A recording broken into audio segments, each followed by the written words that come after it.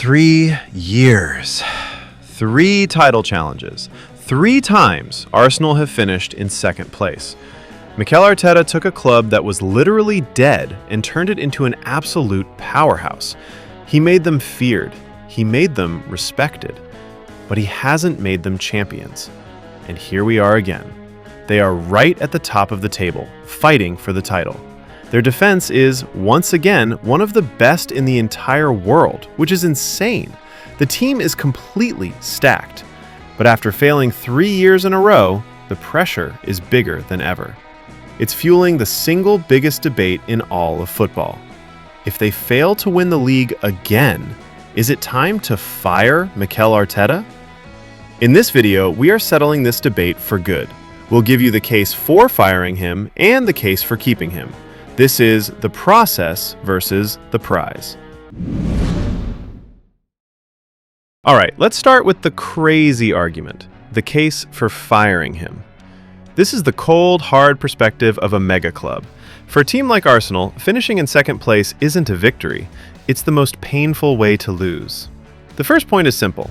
They spent an insane amount of money. This isn't some small-time project anymore. We're talking hundreds of millions of pounds to build this team in Arteta's perfect image. You don't spend that much on players like Declan Rice, Kai Havertz, and a new 9-figure striker just to finish second again. That kind of money demands the biggest trophy. The time for celebrating progress is over.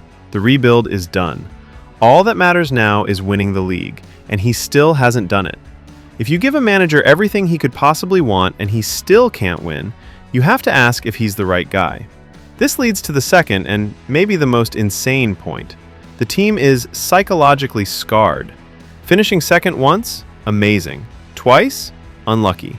But finishing second 3 times in a row looks like a pattern. It looks like they just can't handle it. Last season, Arsenal dropped an unbelievable 21 points from positions where they were already winning, one of the worst records in the club's entire history. That isn't just bad luck. It proves the team chokes in the biggest moments. And people say that comes from the manager. Is Arteta a genius who just doesn't have what it takes to be a winner? Every time they get close and fail, it feeds that narrative. It creates this fear that when it really matters, they will always lose. If the same guy who watched it all collapse is still in charge, how can you believe the 4th time will be any different? Firing him wouldn't be crazy. It would be a calculated move to break a cycle of failure. And that brings us to the final point, the standards of a super club. Just look at the other giants. Do you seriously think Manchester City, Liverpool, or Real Madrid would let a manager finish second 4 years straight without winning the league? The answer is no way. To be one of the best clubs in the world, you have to be ruthless. Keeping Arteta after another failure would be like accepting that Arsenal will only ever be second best. Some people would say that true ambition is knowing when a good manager has hit his ceiling, and that you need a proven, serial winner to get that final 1%. It's not about disrespecting the process, it's about demanding the prize the process was for.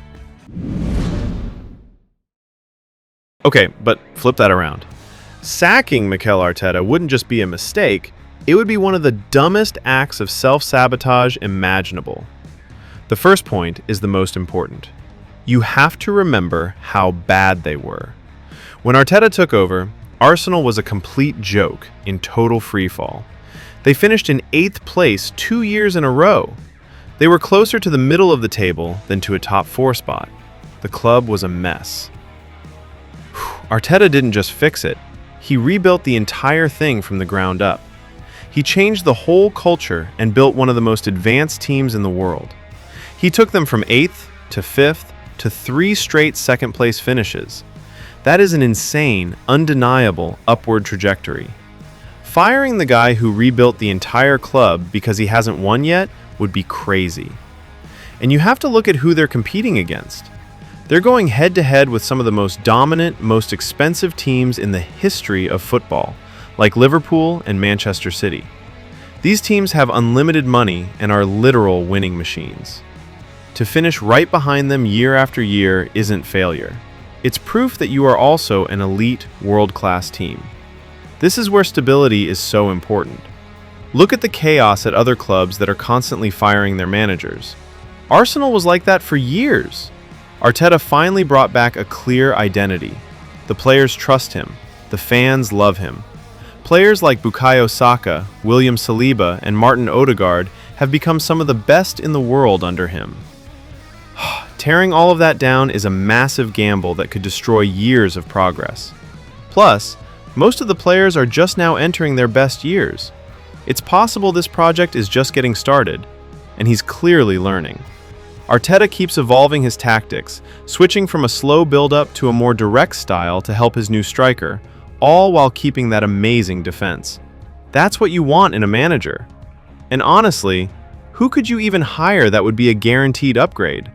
The best managers on earth are never available. Why risk everything on a new guy when you have someone who has already proven he can build a team that competes for the biggest prize in the world? Of course, this isn't a simple yes or no answer. It all depends on how the season ends. There's a massive difference between losing the league by a single point after an incredible season and another epic collapse where the team throws away a huge lead. If Arsenal shows that same mental weakness and chokes again, the arguments to fire him get way, way stronger.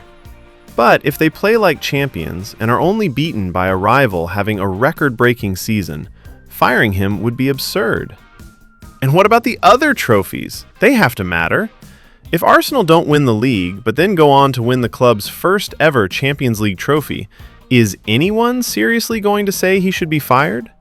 After getting to the semi-finals last season, winning the whole thing would completely change everything. So that leaves us with two powerful, completely opposite arguments. On one side, the logic is simple. When you spend this much money, only the Premier League title is good enough.